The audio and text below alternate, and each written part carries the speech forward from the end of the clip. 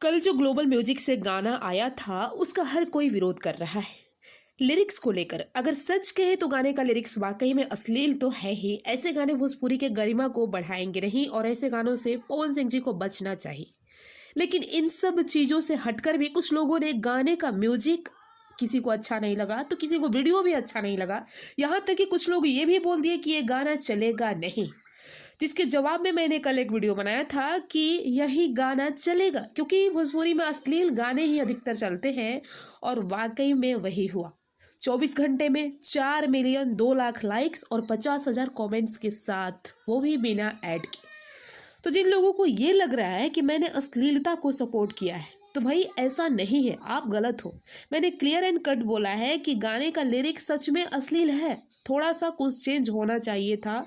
लेकिन मेरे कहने का मतलब ये था कि गाना अश्लील है लेकिन चलेगा। जो लोग बोल रहे हैं कि नहीं चलेगा उनके मुंह पर तमाचा होगा ये गाना। पर गाने की वीडियो क्वालिटी में, डांस में आप कहीं से कोई भी कमी नहीं निकाल सकते। गाना ऐसा है कि हर कोई सुनते ही झूम उठेगा और इसमें पवन सिंह भी एकदम झूम कर डांस किए हैं तबला पर।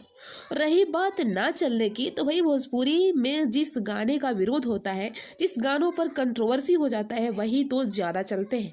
आप इतिहास उठा के देख लीजिए। अब ये सब तो छोड़िए, कुछ लोग तो वेव और डीआरएस वाले गाने को भी अच्छा नहीं लगा था किसी को।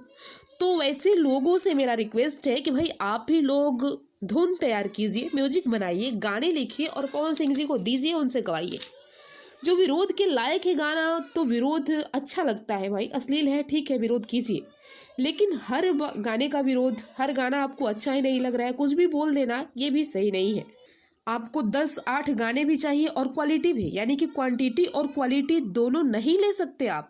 आई मीन कि जब गाने ज़्यादा होंगे तो क्वालिटी कम होगी, गाने कम होंगे तो बेहतर होंगे। तो बस यही कहना था। तो फाइनली एक और खुशखबरी है कि आज गणनायक से भी गाना आ रहा है। टीजर शाम को 3 बजे तक आ जाएगा। तो इन सब गानों से वो गाना हटकर होने वाला है। तो जस्ट वेट एंड वॉच।